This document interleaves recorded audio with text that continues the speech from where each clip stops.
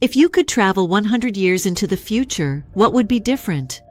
Probably everything, the tech, the medicine, the way we move. But now ask yourself, what would be exactly the same? How will people feel about greed? How will they react to fear? How will they respond to a good story or a sudden market crash? Morgan Housel, the author of the massive hit, The Psychology of Money, argues that we spend all our time trying to predict the new things we can't possibly know, while completely ignoring the old things that never change. Today, we're diving into his latest masterpiece, Same as Ever. By the end of this video, you're going to have a framework for navigating an uncertain future by leaning on the behaviors that are as old as time. It's about finding the signal in a world full of noise. Hey everyone, welcome. If you've read Housel before, you know he doesn't just talk about numbers. He talks about people. He's a partner at the Collaborative Fund, and honestly one of the best storytellers in the business. In Same as Ever, he gives us 23 short stories about the things that stay the same. Think about it.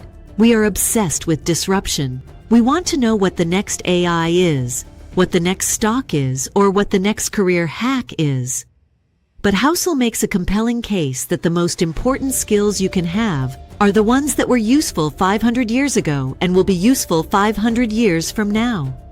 In this summary, we aren't just looking at finance, we're looking at your mindset, your relationships, and how you handle a world that feels like it's constantly spinning out of control. Part 1. The Illusion of Certainty, the Invisible Risks. Housel starts with a bit of a gut punch. We are terrible at predicting the future.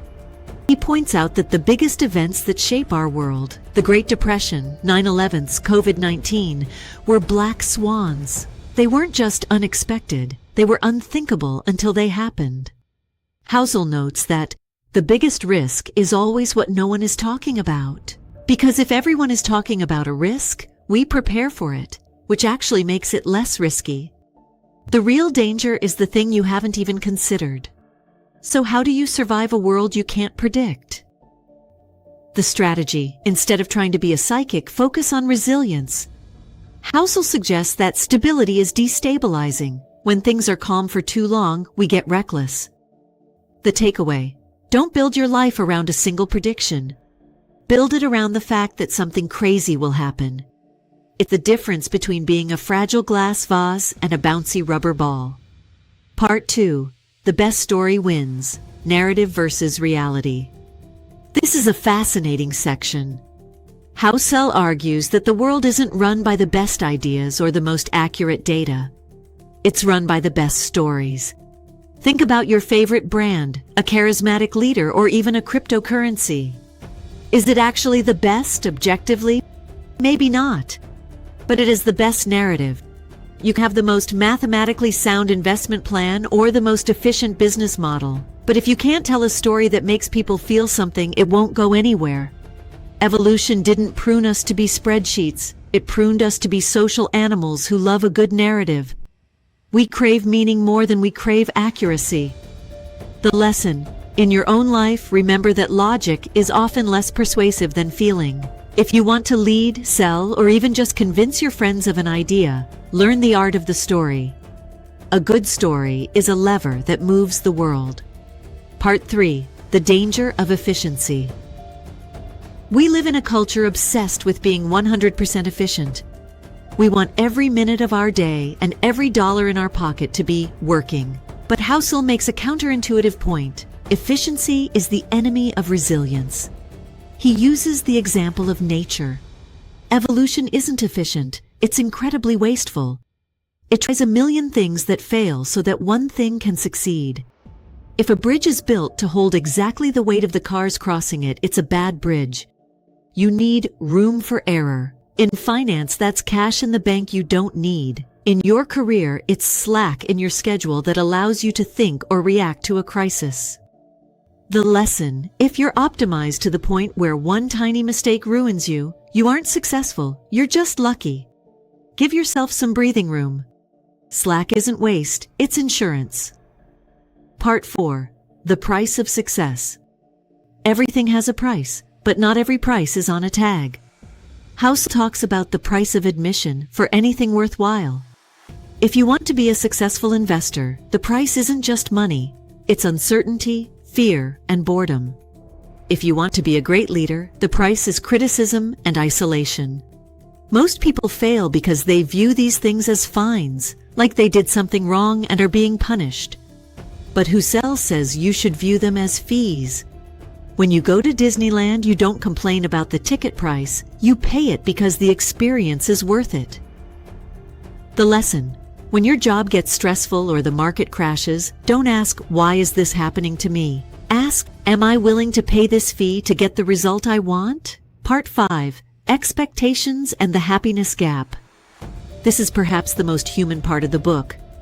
Housel dives into the hidden math of happiness. Happiness equals results minus expectations. He points out that we are objectively living better lives than kings did 300 years ago. We have air conditioning, antibiotics, and the world's knowledge in our pockets. Yet, we aren't necessarily happier. Why? Because our expectations have skyrocketed. We used to compare ourselves to our neighbors. Now we compare ourselves to the top 0.1% of the world on Instagram. If your results grow at 10%, but your expectations grow at 20%, you will feel like you're losing even while you're winning. The lesson: managing your expectations is a survival skill. It is the only way to actually enjoy the fruits of your labor. Part 6. The Paradox of Progress. Finally, Housel talks about how we hate volatility, but it's actually the fuel for progress. Real innovation usually happens during disasters, wars, recessions, or pandemics, because that's when we're forced to change. When things are easy, we get lazy. When things are hard, we get creative. He also touches on the long run. Everyone says they are a long-term investor or long-term thinker, but the long run is just a collection of short runs. To get to the 10-year reward, you have to survive the 10 one-year periods of chaos, doubt, and people telling you you're wrong. The lesson: endurance is the ultimate superpower. It's not about being the smartest, it's about being the one who stays in the game the longest. At its core, Same as Ever is a reminder to stop looking at the map and start looking at the driver. The world changes, but we don't. Our fears, our greed, and our need for connection are the same as ever. I'm curious, what's one thing in your life that you realize has stayed the same despite all the chaos of the last few years? Is it how you handle stress? Your passion for a certain hobby? Or maybe a specific habit? Let's talk about it in the comments. I genuinely want to know how you're applying these constants to your own journey. If you found this breakdown helpful, this is exactly what we do here at BloomShelf Hub. We take the world's most impactful books and distill them into actionable wisdom so you can grow while you go. We're building a community of lifelong learners, and we'd love to have you. If you got even one aha moment today, please hit that like button.